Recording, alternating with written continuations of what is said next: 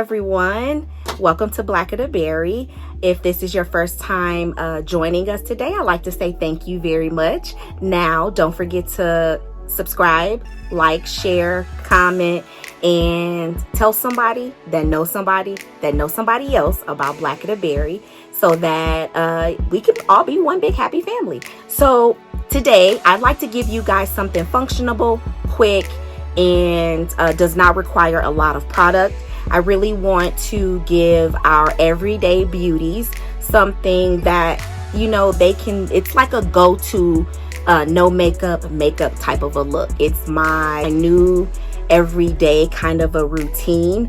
I don't really get to wear makeup too much because I'm a nurse and I wear a mask all day, every day, along with a shield while I'm at work.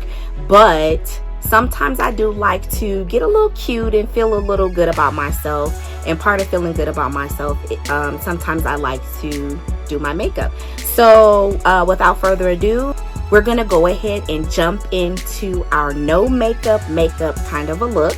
And what I'm going to use for my face today is a tinted moisturizer versus using a foundation.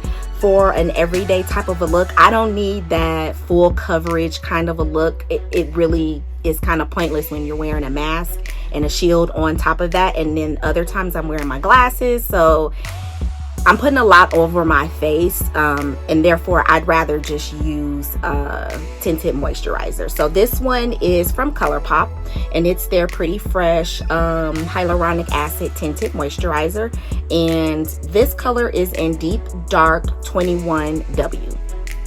So I'm going to apply this to my face, and I've already done my skincare, already done my sunscreen, all that kind of stuff. I'm just gonna, well, actually, I think I want to go ahead and do my eyebrows first. Let me do my eyebrows first, and then I'll do the tinted moisturizer because I want to try something new today. So normally I do my foundation first, or, you know, my base first, and then I do my eyebrows, but I'm gonna go ahead and do my eyebrows first, and then we will apply the tinted moisturizer. Now, while I have you guys' attention, I'd really like to talk to you about the importance of voting. I guess it's no secret that we are going through unprecedented times, and I will say that my anxiety is at an all-time high. The past 4 years have basically been incredibly horrid, but I think 2020 has just been apocalyptic, to be honest with you. It's very strange for me to be living in times such as these, but I will say this year has shown us the importance of voting. When I say us, I mean us as in Black women. Beauties, it was a huge challenge for the Black women that came before us, that fought and struggled so hard to give us the right and the ability to vote and have our voices heard.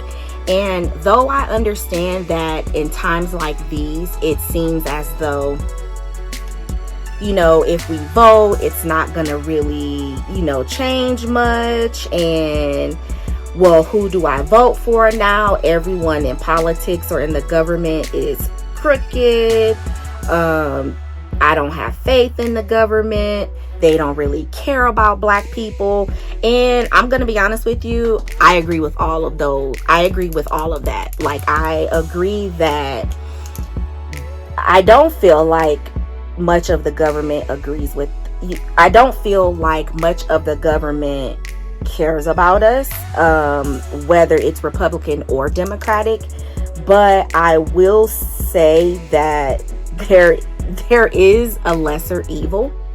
And I feel like with everything that happened in the early 1900s and all the way through the civil rights movement in the 1960s, I feel like we owe it to our ancestors to make our voices heard and really get out there and vote. I understand that politicians, we should not put all of our eggs in one basket. And I do understand that politicians are pretty much crooked. But I do think that there are politicians out there who do want to see our communities prosper. And I do think that there are Black politicians out there that want to do as much as they can to contribute to our communities. And I think that in order for the government to become what we need it to be, we as in Black Americans, in order for our government to become what we need it to be, we need to get out there and vote. We are the ones who have the power to put these people or certain people in these positions that will be beneficial to us. And the only way to do that is to get out there and vote. So I don't really want to become super preachy or, try to force you to get out there and vote. But I would like to bend your ear for a little bit and just kind of talk to you just about, a little bit about the struggle that Black women went through in the early 1900s through 1960, I guess about 1965, in order for Black women to have the ability to vote. And here's why I feel like, although everything that I said earlier is true about politicians, the government, them being crooked and all that kind of stuff, while all of that is true, I also feel like we owe it to these women. There are certain women who, died fighting for us and fighting for our rights. So I feel like we owe it to them to get out there and do our due justice. In our country, everybody talks about how in 1920, women were granted the right to vote through the 19th Amendment being ratified, right? Okay, great, yippee, that is all true. People like Susan B. Anthony, Elizabeth Cady Stanton, people like them, those white women, they did get out there and they did, fight for us to be able to vote.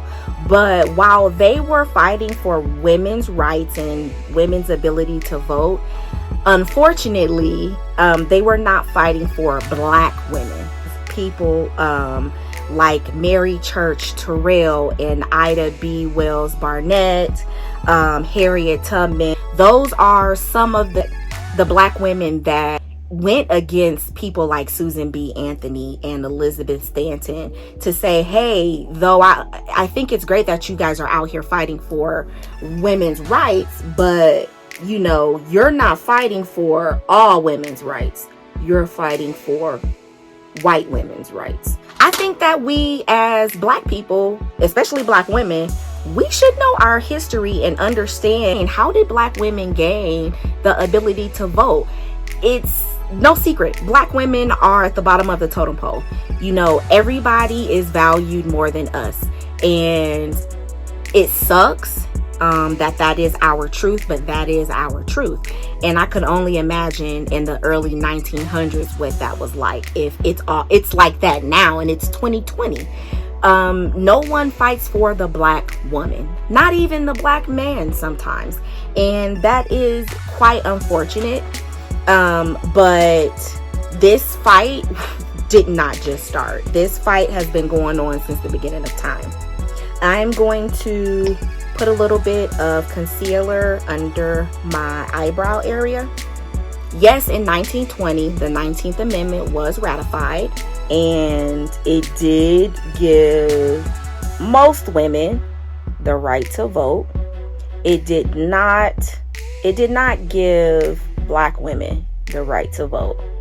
People like Harriet Tubman, Mary Church Terrell, Ida B. Wells Barnett, those people were out in the early 1920s trying to fight for not only black women to vote, but also they were fighting against sexual violence, they were fighting against Jim Crow laws, they were fighting against lynching. It wasn't just about the right for women to vote. White women were marching and fighting just for the right to vote, but we were fighting for so much more than that as black women. In the early 1900s, before the 19th Amendment was ratified and passed, there were several white women marching, and they were protesting for the right to vote. Well, while they were marching, we had our own suffragists who were fighting for us as well. But at that time, in the early 1900s, the riots and the protests and the marches were segregated. So there were black women, mostly black women, some black men that were marching for women's rights or black women's rights, and then you would have white women marching. It was all segregated. In 1913, there was a march in Washington, D.C.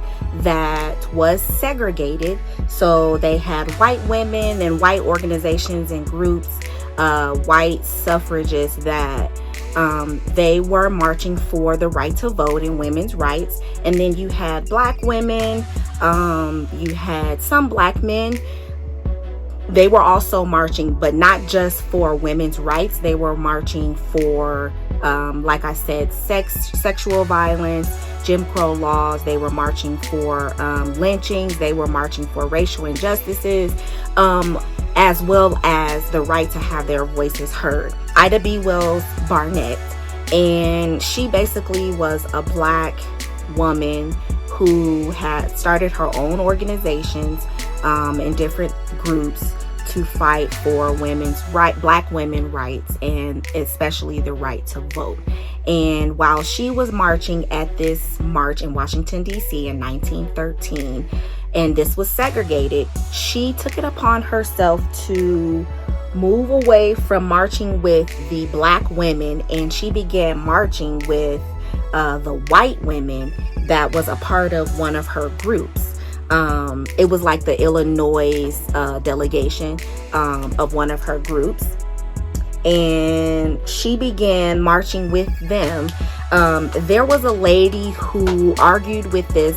Her name was April Paul. She was a white woman. April Paul was a white woman, and she believed that while black women and white women were fighting, she believed for the same reasons, she did not agree with the black women marching with the white women, because she felt like it would cause white Southerners to double down on not allowing women to vote. Or she felt like, well, if we have black people or black women marching with us, then it's gonna cause white Southern men to really not want to support us and really not want our voices heard. So if we do this, we have to basically do this on our own. I like to apply this tinted moisturizer with a damp sponge, but you can certainly apply it with your fingers or with a brush or a foundation brush if you like. This goes to show that the black woman's struggle was 100%, and the black woman's fight was 100% different from what the white women were fighting for. Hell, the white women did not want the black women to even march with them, because they thought that it would take away from what they were fighting for.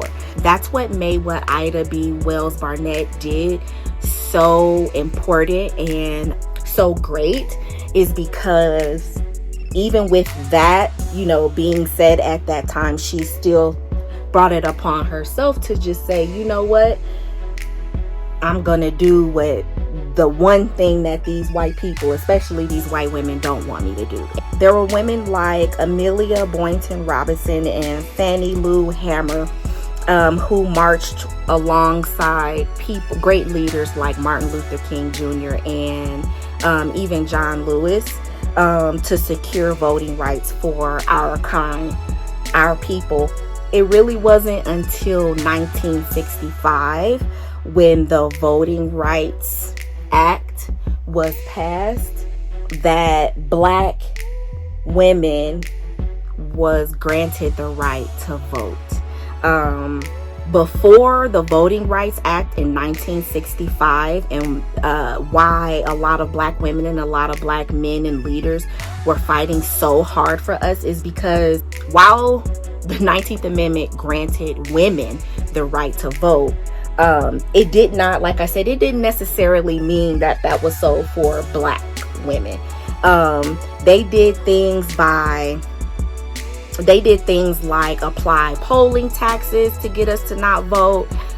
They had literacy tests to get us to not vote because they felt like not a lot of us were smart. Not a lot of us Blacks were literate enough and knew enough and could pass a literacy test to vote. Those were the kinds of things that they put in place to suppress our voting, which is why people like Harriet Tubman, AMELIA, and Fannie Lou and Ida B. Wells, those people worked so hard and fought so hard for us to be able to voice our concerns, to be able to have a voice. And everything that they went through, I feel like we just owe it to them to vote. Enough of us gets out there and actually votes, we can reap the benefits, we can reap the results that we are looking for. But if we don't get out there and do our part, how can we complain? So I just want to just take this time to encourage you to please get out there and vote, guys, especially my Black women, my Black beauties. Please, please, please engage with your communities. Encourage others to get out there and vote, because if we all do this together and band together, I promise you we can pull this off. When I tell you they are plotting on us, like, they don't want to hear us. They don't want to see us. They just want to steal our swag, steal our culture, our music, our clothes, our hairstyles. They want to steal, they damn near want to steal our struggle, our story. And I feel like if anybody's going to tell our story, if anybody is going to be able to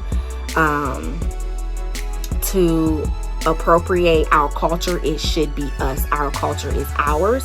Our voice is ours, and we should allow that to be heard. So I'm done preaching to you guys.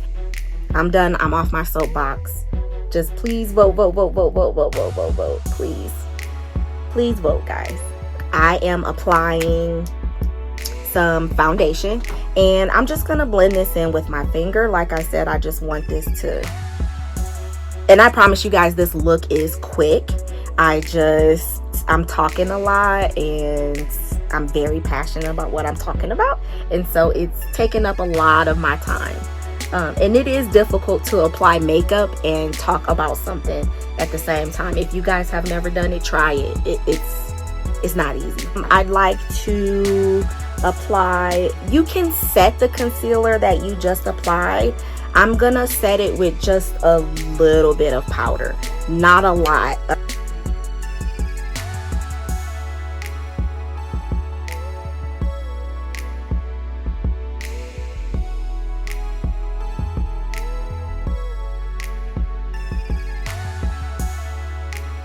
And I'm also going to use a little bit of powder to set my eyebrows and my eye area. I am now going to take a little bit of bronzer and just go around the perimeter of my face.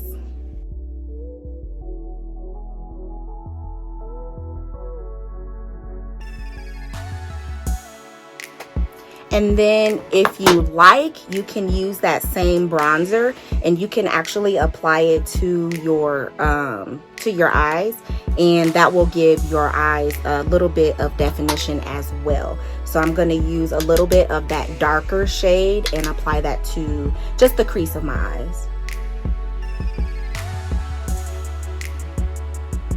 It doesn't take a lot to pull off a no makeup type of a look. Something that, as I said before, is fairly quick and out the door friendly. And then I want to put on a little bit of blush, not a lot, just a little bit of blush. And if you want to, you can use the same, you can actually use the same brush that you use to apply your bronzer. Just use it for your blush. It's going in the same place, so.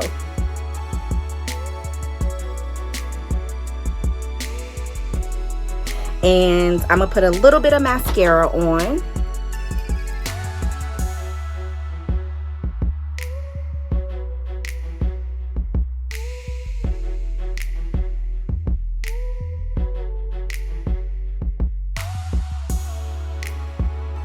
And guys, a good trick to putting on your mascara, a good trick if you're not going to be wearing lashes, and you just want to wear your regular lashes, what I like to do is I like to apply my mascara, curl my lashes, and then apply like maybe another coat of mascara, and that way you can get the full length of your lashes without having to wear falsies.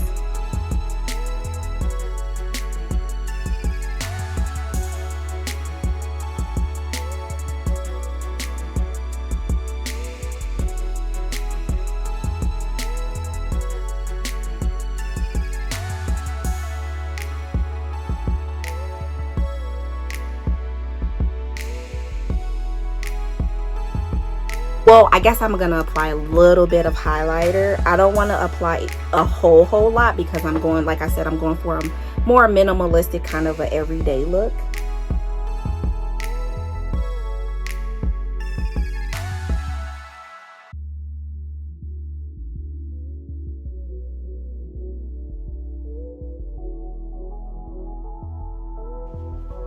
And if you guys would like to, you can apply a little bit under your brow bone, if you like.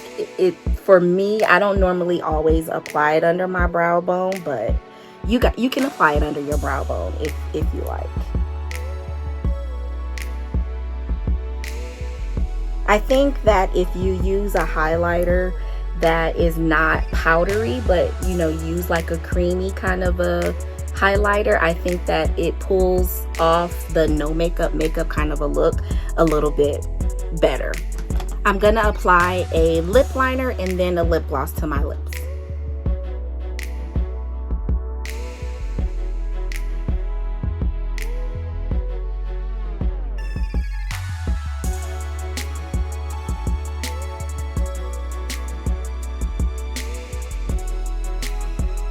Okay guys, here's the final look. I think it turned out pretty well. As you can see, it's not really doing a whole lot, but at the same time, it's something that's functional. It's something that you could possibly just get up every day and do without having to think about it. I think in the beginning, if this is new to you or makeup is new to you, that in the beginning it will seem like it's taking longer, but once you're committed to it and you're doing it on a consistent basis, that it will become second nature to you and you will be just fine. You'll be able to pull this look off literally in like 10 minutes. So like I said, this is pretty much my everyday go-to kind of a no makeup look, and I think it's really functional. But the one thing that I would like to do is I would like to set my face and kind of give it a little bit of moisture just to kind of seal everything in, and then we'll be ready to go.